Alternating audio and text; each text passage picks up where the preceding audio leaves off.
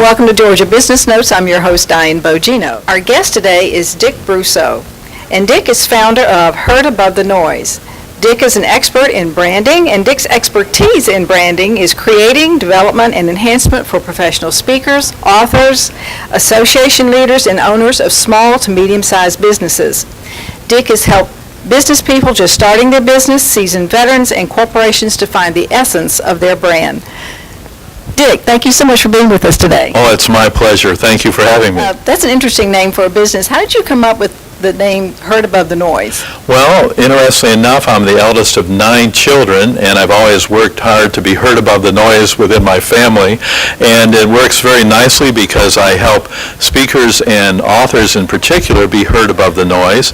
I also have the opportunity to consult with them as well as speak to those audiences. And then I also produce audio and video products as well to help people be heard above the noise. I understand that you have 3 keys to branding, so can you tell us a little bit about those? Yes, well, first is the power brand, and the power brand includes several different elements, but the key aspect of a power brand is it's based on who you are, not what you do. And so again, you want to emphasize in branding your core values, your essence, so the brand absolutely represents the authentic you. And in addition to that, a power brand has to have passion. You have to be passionate about what you're doing, because if you're passionate, I guarantee you people will be attracted to what you have to offer.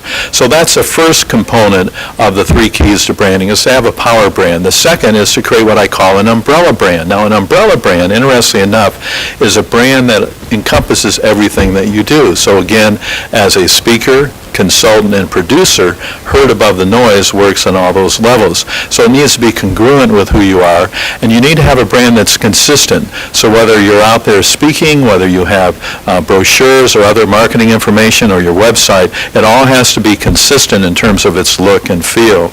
The third aspect of creating a powerful brand, and a brand that will really make a difference in the marketplace, is make it a giving brand.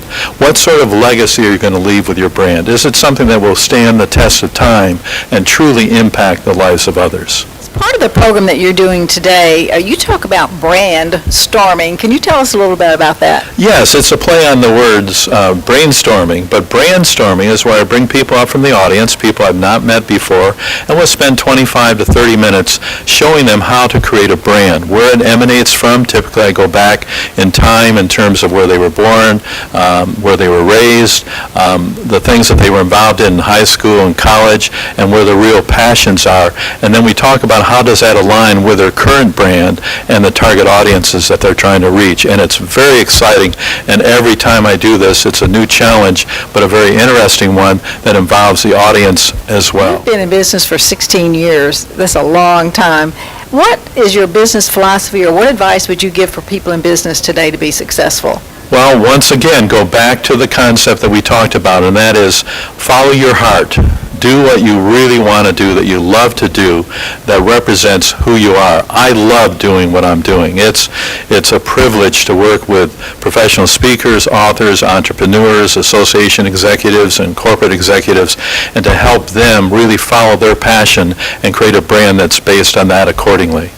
Dick, a lot of people think that once they've got their logo and maybe a website, that is branding, but that really is not branding, is it? No, it's actually the beginning of branding, because once you determine what that brand is, all right, in terms of the look and the feel, then you need to carry that brand out in the marketplace and look at ways to expand that brand on a continuing basis, because again, branding is really all about not only who you are, but how you're perceived in the marketplace. And the more that you work to refine that brand and be as authentic as possible, the likelihood is you'll be that much more successful. I want to say thank you for the opportunity to be part of this interview process. I will tell you this, that it's been my joy to work with people like yourself and others, and to help them really follow their dream.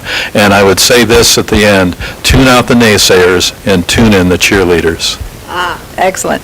Dick, thank you so much for being with us today. We appreciate your time. It's my privilege and pleasure. Thank you so much. Thank you. And thank you. I'm your host, Diane Bogino. We've been talking with Dick Bruso.